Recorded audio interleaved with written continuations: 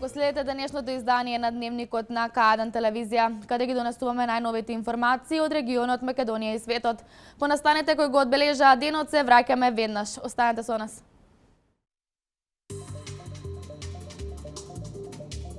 Завршува зимскиот распуст, учениците од утре на настава.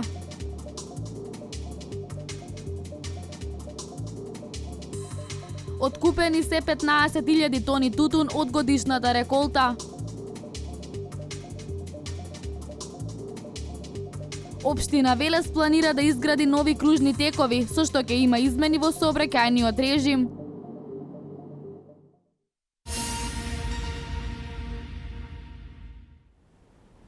Откупот на тутунот минува без поголеми проблеми. 3/4 од родот се веќе предадени, односно откупени се околу 15.000 тони од реколтата, што се проценува на 20.000 тони. Валентина Михайловска ги има деталите. 3/4 од годинешната реколта на тутун веќе се откупени. Откупот минува без поголеми проблеми. Откупени се околу 15.000 тони. За сега нема поплаки за процените на квалитетот, а државата ги засили контролите. Од Државниот инспекторат за земјоделство велат дека реколтата е квалитетна и гарантираат дека односот меѓу откупувачите и тутунарите ќе биде во најдобар ред.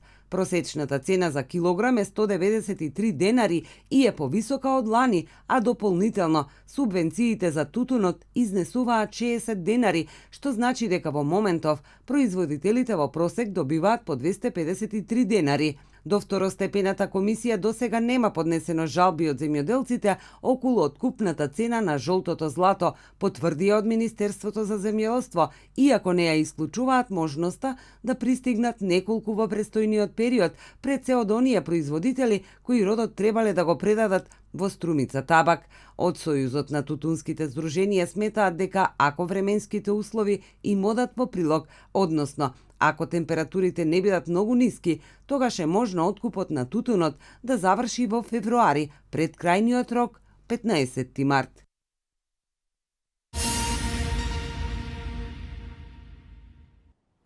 Општина Велес планира да изгради нови кружни текови, со што ќе има измени во сообраќајниот режим, со цел растеретување на сообраќајните гужви и подигнување на степеност на безбедност на повисоко ниво. Дијана Иванова ги има деталите. По примерот на во источниот влез на Велес, сообраќајната гужва ќе се решава и на улицата Наум Наумовски Борче или од семафорите до Панини. Ново и потек е планирано да се изградат кружни текови. Идејниот проект веќе е готов и локалната самоуправа го промовираше на почетокот на оваа година. К1 денес на терен ги прашуваше велешани што мислат за ваквото решение. Јас се изразив многу давно што првиот предлог кој беше да ќе го ослободи. Ќе се ослободи градска метеж и ќе биде многу поблиску и за болници за секаде. Треба да има променен кружен тек тука. Не знам дали ќе одговара, како мислат, ако е во ред нека прават, ако не, дали ќе биде добро за сообраќајот, не знам, како предвиделе, тоа они си знаат. Па би требало да биде подобро, вака многу лошо е, не можеш да се снајде човека, не и тешко е, многу тешко. Овие кружни текови што се изградени во Велес, сега за сега сообраќајот се одвива многу добро. А и овој кружен тек, кога ќе се изгради, тоа ќе биде уште подобро. Нема да има застој во сообраќајот и работите ќе се одат онака што треба. Според идејниот проект, нови простор е предвидена градба на турбокружен тек. На местото каде сообраќајот е регулиран со семафори, планирано изградба на кружен во неправилна форма, а на средината помеѓу овие два кружни планирана изградба на уште еден многу помал. Ние сакале, не сакале, тука имаме објективно тесно грло и мораме да обезбедиме непречен проток на сообраќај. Значи ќе има две ленти, 9 метра ќе биде широка. 9 метра ќе биде широка улицата за одвивање коловозот за одвивање на сообраќај. Така е предвидено према овој идејниот проект. Но ќе го почекаме за 2-3 месеца основниот, за да можеме да пристапиме кон реализација нова. Промена во сообраќајниот режим ќе има и на просторот од кружниот кај Авона до трговскиот центар. Неопходен е само уште еден документ, вели Чадиев, и од кружниот до трговскиот, сообраќајот да се одбива во двата правци паралелно. Ние дефинитивно побаравме дозвола, нели, мислење за да можеме да пуштиме во двата правца улицата. Веќе го имаме и тоа обезбедено, чекаме уште некои ситни процедури и мислиме дека негде во март-април месец ќе ја пуштиме улицата, бидејќи улицата ни е по сите стандарди направена со претходно издадена дозвола со претходен сообраќајен проект. Значи, мимо кружниот тек изработивме уште еден сообраќајен проект, за да можеме значи, ја проширивме, ако се сеќавате малку улицата, за да може да се непречено да се одвива сообраќајот во горниот дел на делот што е Авона, трговски центар. Промената на сообраќајниот режим во Велес, Чадиев вели дека покрај растеретување на сообраќајната гужва има за цел и подигнување на степенот на безбедност на повисоко ниво.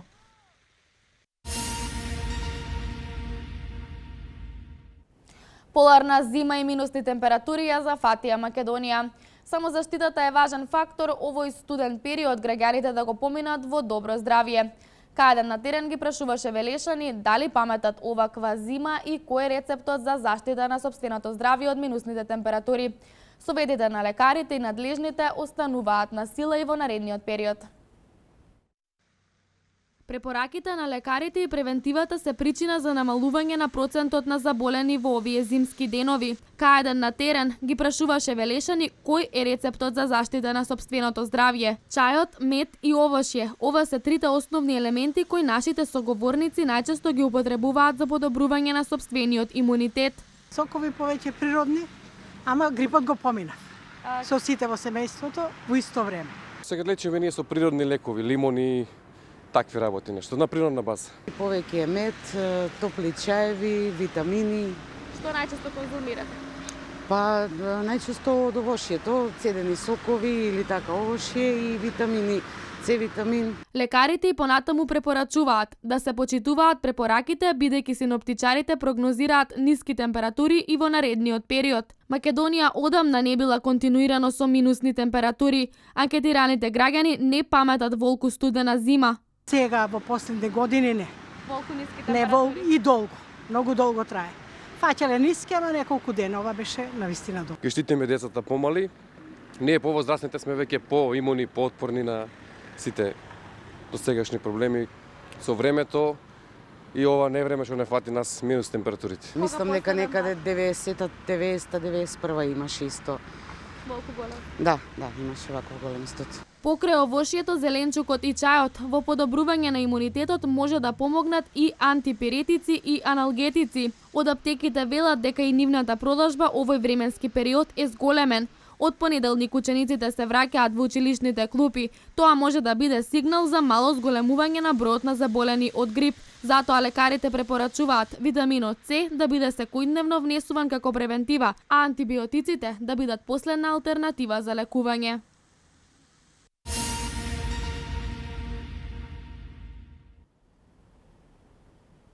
Општата болница во Велес од неодамна доби нов центар за дијабетис, финансиран од Министерството за здравство. Истиот им овозможува целосна здравствена услуга за пациентите кои заболуваат од оваа болест. Сања Левкова Ангелова со деталите во прилогот што следува. 1200 пациенти од Велес и Велешко се на инсулинска терапија, а 2 пати повеќе од нив или 2400 пациенти се на таблетарна терапија. Овие пациенти своите прегледи од неодамна може да ги прават во новоотворениот дијабетес центар, сместен во интерното оделение при Општата болница во Велес. Центарот е финансиран од Министерството за здравство и истиот овозможува целосна здравствена услуга за пациентите кои заболуваат од оваа болест. Во моментот ние работиме во склопот на интерното оделение, така ќе продолжиме и понатаму, но добро би било и да има посебна просторија каде што пациентите ќе можат во секое време да побараат помош од прва смена заедно со сестра која ќе врши едукација, групна едукација на пациенти со дијабет. Диабетичарите да внимаваат со консумирањето на храна, но сепак во зимскиот период, кога организмот има потреба од повеќе енергија, доктор Килумова советува внес на јагле, хидрати и сложени шекери. Секако во овие ниски температури тие нормално треба да внесуваат и шекери, значи јаглени хидрати треба да се внесуваат секој дневно во процент до 55% од вкупниот внес на хранливи продукти и тоа претежно треба да бидат сложени шекери, а не прости шекери од типот на шекер, мармалади, еврокрем, сладки работи да се избегнуваат, туку да бидат житарици, други јаткасти овошја и така да може да бидат тие од групата на сложени шекери. Во Македонија вкупно 185.000 пациенти се регистрирани како диабетичари, од нив 45.000 се на инсулинска терапија.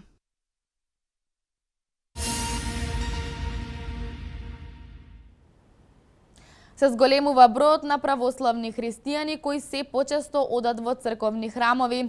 Црквата ги повикува луѓето да се однесуваат православно и христијански, вели отец Драги Гаштарски, кој се надева дека во иднина бројот на верници кои навистина го живеат православието ќе биде уште поголем. Од година во година се зголемува бројот на православни христијани кои се почесто одат во црковните храмови, без разлика дали станува збор за поголем или помал празник. Кога пастирите се добри, тогаш стадото е се поголемо, вели отец Драги Гаштарски и додава дека се надеваат дека ќе се зголеми бројот на верници кои навистина го живеат православието. Сите ние можеме да се нарекуваме православни, затоа што сме крстени и таа благодат во нас секако стои, но понекогаш таа подзаспива помалку и ни треба време кога ќе се подразбуди, за да можеме пак да си ја практикуваме верата, односно да бидеме онакви какви што навистина треба да бидеме.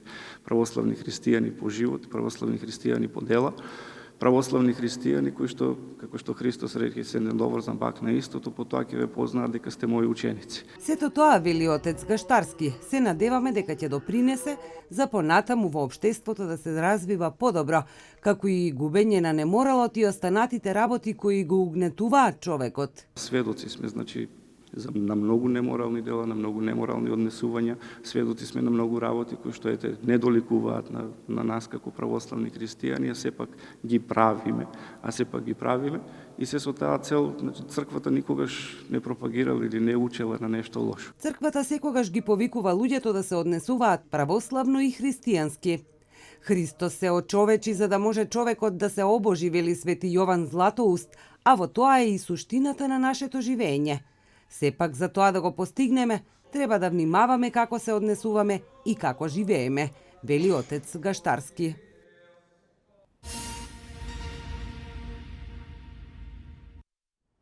Завршува зимскиот распуст. Учениците од утре се враќаат во клупите. Околу 270.000 ученици, од кои 188 основци и 80.000 средношколци, утре ќе се вратат во училишните клупи за почеток на второто полугодие од учебната 2016-2017 година. Вести од Македонија во продолжение. Заврши зимскиот распуст. Од утре учениците од средните и од основните училишта се враќаат во училишните клупи. Почетокот на второто полугодие од учебната 2016-2017 година ќе го започнат околу 270.000 ученици, од кои 188.000 се основци, а 80.000 се средношколци. Поради зголемениот број на заболени лица од сезонскиот грип кој се расшири низ целиот регион, затоа Комисијата за заразни болести и Министерството за здравство донесе одлука за продолжување на зимскиот распуст, со што беше продолжен со 2 дополнителни наставни денови од 18 до 20 јануар. Се изврши и темелна дезинфекција во сите училишта и во градинките со цел да се избегне опасноста од ширење на грипот. Покрај дезинфекцијата на просториите, распустот по големиот број на училишта го искористија и за поправки. Екстерното тестирање ќе започне наредниот понеделник, односно на 30 јануар и ќе трае до 3 февруари, информираат од страна на Државниот испитен центар. Со екстерното тестирање на матурантите ќе бидат опфатени 18.600 ученици од завршните години во средното образование. Една недела пред тестирањето, учениците ќе добијат информации за деновите на тестирање, а 3 дена пред тестирањето ќе бидат објавени и предметите по кои ќе бидат проверувани. Прелиминарните резултати ќе бидат објавени на 7 февруари 2017 година.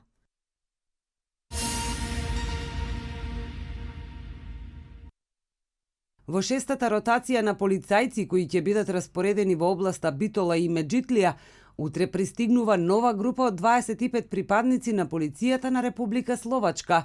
Врз основа на меморандумот за разбирање помеѓу Министерствата за внатрешни работи на Словачка и Македонија, се спроведуваат заеднички патролни активности на државната граница со Грција со цел превенција во областа на јавната безбедност и неовластеното преминување на државната граница. Полицајците ќе бидат соодветно опремени со теренски моторни возила, термални камери и уреди за ноќно гледање. Мандатот на словачката полициска мисија ќе биде 30 дена со можност за продолжување. Минатата година Словачка има испратено вкупно 125 полициски службеници во земјава и е најголем придонес по глава на жител од 8 странски држави кои учествуваат во заедничките операции во Македонија.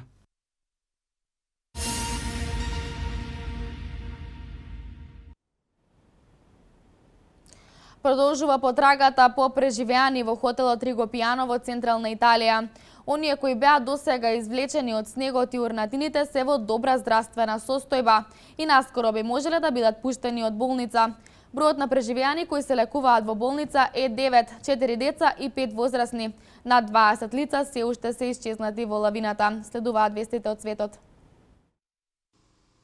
Најмалку 36 лица загинаа, а 50 се повредени во железничка несреќа која се случила во источна Индија, откако возот излетел од шините. 7 вагони и локомотива на патнички воз излетеле од шините во областа Кунера, во близина на крајбрежните држави Одиша и Андра Прадеш. Возот имал 22 вагона. Полицијата соопшти дека работи на утврдување на причините за несреќата. На островот пак Бугенвил во Папуа Нова Гвинеја е регистриран земјотрес со интензитет од 8 степени според Рихтер. Тихоокеанскиот центар за предупредување за цунами соопшти дека се можни големи бранови во следните 3 часа на бреговите на Папуа Нова Гвинеја, Соломонските острови, Науру, Пипе и Кошрај, Вануату, Трук и Индонезија. Епицентарот бил на 39 километри западно од градот Арава, каде живеат околу 40.000 луѓе.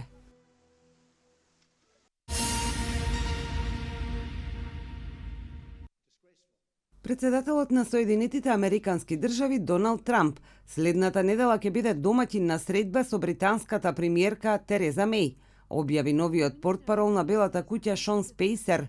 Тоа ќе биде негова прва средба со странски лидер во Белата куќа. Состанокот на Трамп со Меј ќе биде одржан в петок на 27 јануари. На 31 јануари, американскиот председател ќе има средба со мексиканскиот председател Енрике Пења Нието, со кого ќе разговара за трговијата, имиграцијата и безбедноста, јавуваат американски медиуми.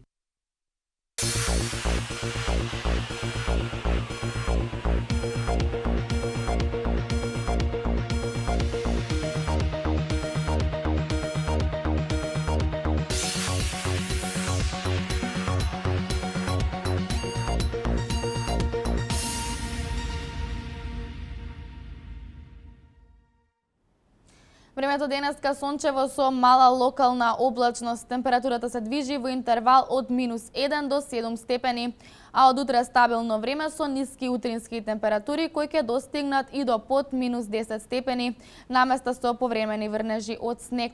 Да го погледнеме графичкиот приказ за подетални информации.